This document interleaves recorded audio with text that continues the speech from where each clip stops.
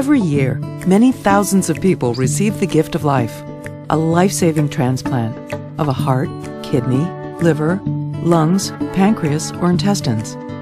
And thousands more people receive corneas and other tissues that restore sight and health. Transplantation is one of the great medical advances of our time. How does it work? It all starts when someone's organ begins to fail, and that person will need a transplant to survive. A thorough evaluation is conducted at a transplant center, and if the person's a good candidate for a transplant, he or she will be put on the National Transplant Waiting List. Once a person is on the list, the wait for an organ begins.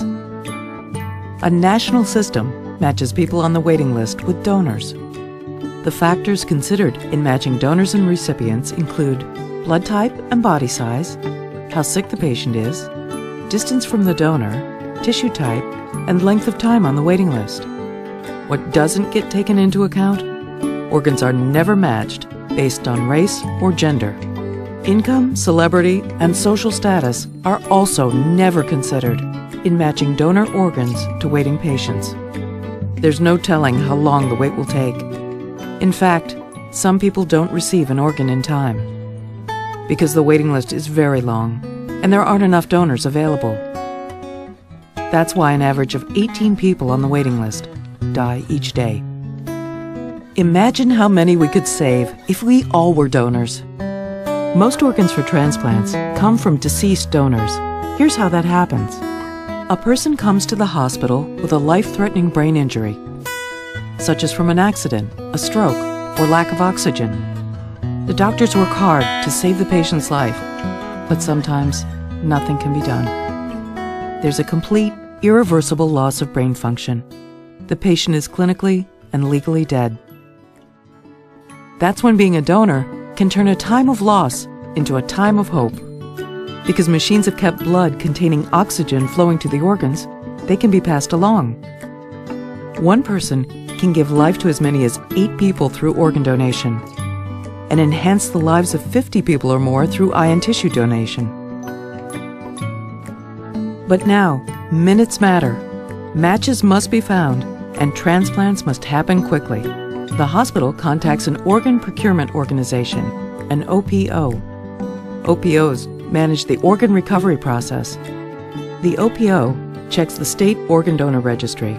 If the person is already registered as a donor, they'll inform the family. If not, they'll ask the family to authorize donation. A medical examination takes place. They check the medical and social history, and if the person is eligible to be an organ donor, the computer begins the search on the national waiting list for well-matched patients. The best matched patients for each organ are contacted by their transplant teams. This is the call that every single person on the waiting list has been hoping for. The call that could mean a second chance at life. Now the transplant happens. A surgical team recovers the organs, then corneas and other tissues. The organs are sent to the transplant hospitals where the patients and transplant teams are waiting, and the life-saving transplants take place. It will take healthy living and medications to keep the organ working well in its new home. But some wonderful person has given the most precious gift of all, the gift of life. You too can make the decision today to sign up on your state registry as an organ, eye, and tissue donor. Any age is the right age, young or old. And any day is the right day to sign up as a donor. You can register through your driver's license office, or you can sign up right now, online.